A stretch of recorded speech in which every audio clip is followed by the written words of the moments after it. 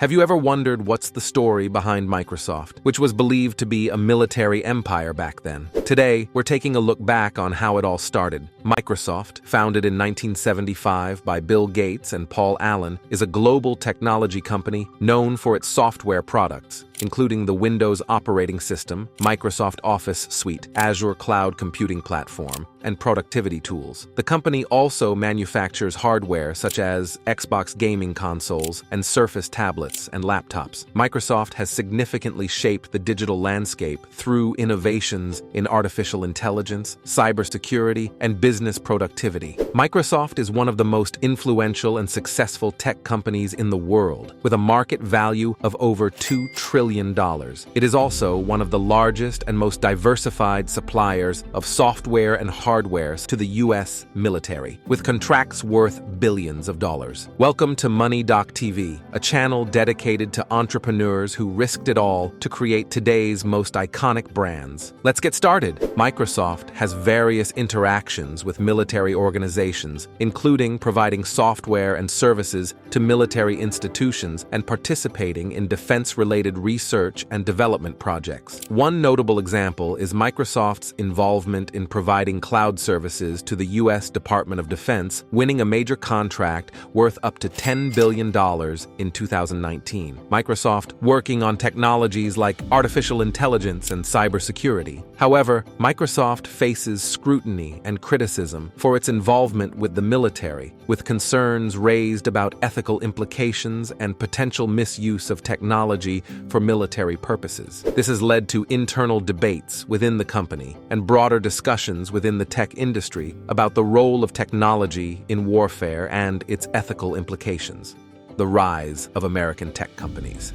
In the past, American tech companies have largely turned their backs on the U.S. military, with thousands of Google workers protesting Google's involvement in a Pentagon drone program. Bill Gates and his old friend Paul Allen started writing software for the Altair, which led to the first generation of personal computer systems. Bill was obsessed with details and ran Microsoft like a general in wartime. IBM, a decades-old bureaucracy, needed a personal computer strategy, and they formed an alliance with Bill Gates to provide IBM with an operating system. Bill's advantage was that IBM wanted to pay a fixed price for the software license, but Bill knew that this would limit Microsoft's upside. He demanded a royalty arrangement, which gave him a guaranteed income stream and set Microsoft up perfectly to dominate the rapidly growing PC software market. By 1991, Microsoft was making more than $200 million a year from MS-DOS. Bill Gates pitched the Navy on something he called Windows for Warship, a bespoke version of Windows NT 4.0 that would serve as the standard operating system on Navy vessels. Windows for Warships is still with us today, and not just in the United States. The British Royal Navy still uses a variant of Windows for Warships to provide tactical information and torpedo controls across all of its active submarines. However, upgrading the U.S. Navy's fleet wasn't easy in practice. In 1998, the USS Yorktown aircraft carrier suffered a system failure that left it dead in the water for 2.5 hours, and the new Windows operating system was squarely to blame. Critics said the decision to go with Windows was rushed and based more on politics than engineering requirements. At the time, Microsoft was still riding high, as military contracts were just a small share of its overall business. However, struggling to deliver high-quality products to the military was just part of the problem. The devastating loss of Microsoft.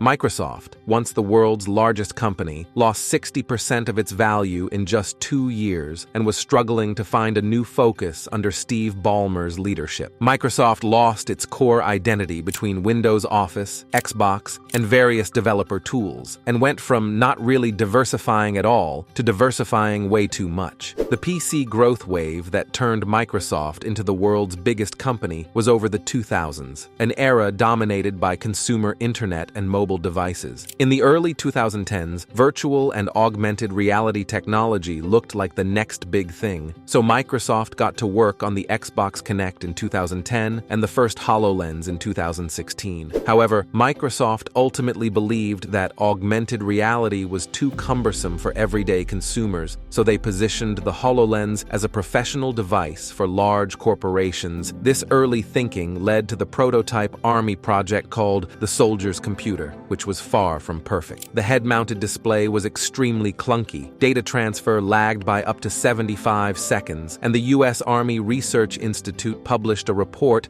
that included honest opinions from soldiers about the system. The main guy driving this vision forward was William Owens, a Navy admiral who served as the vice chairman of the Joint Chiefs of Staff during the Clinton administration.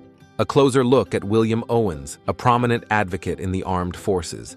William Owens, a prominent advocate in the armed forces for network-centric warfare, laid out his vision for the future of warfighting. He believed that in the next 5 years there will be a revolution in the way the nation fights wars. This vision was highly compatible with the Army's new post-Cold War strategy. However, soldiers still didn't really love the gear and needed more work. Microsoft's work with the military goes deeper than consumer internet and mobile device trends. The shift to the cloud was underpinned by the consumer internet and mobile device trends. Microsoft's stock price started climbing after being flat for years. The U.S. Department of Defense, DoD, launched the Joint Enterprise Defense Infrastructure Project, JEDI, which would centralize the military's cloud systems and allow for better coordination between different areas of the military. The DoD sought a cloud service provider to do this, and Microsoft saw the opportunity to win the JEDI contract. However, despite the advantages, Microsoft was still an underdog. AWS was bigger, and Amazon had just won a $600 million contract to provide cloud services for the U.S. intelligence community. Ultimately, it came down to a battle between Microsoft and Amazon, with Amazon expected to win the battle. However, Jeff Bezos was also the owner of the Washington Post, and Trump hated the paper every hour. Therefore, the battle between Microsoft and Amazon over the future of warfighting will continue to shape the future of the military. Amazon's unprecedented demand.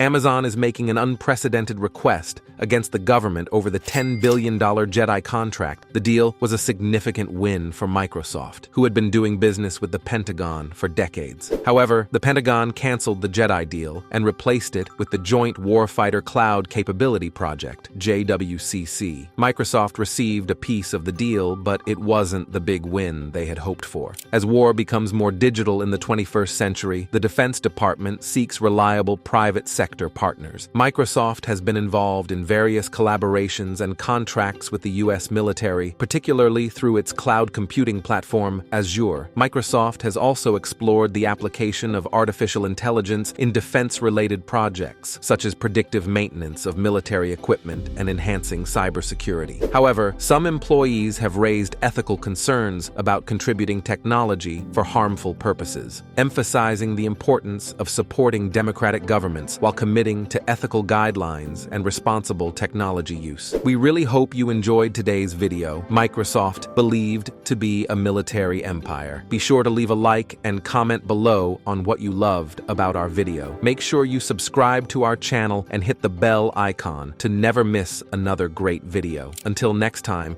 we look forward to seeing you in our next video. Remember, no dream is too big.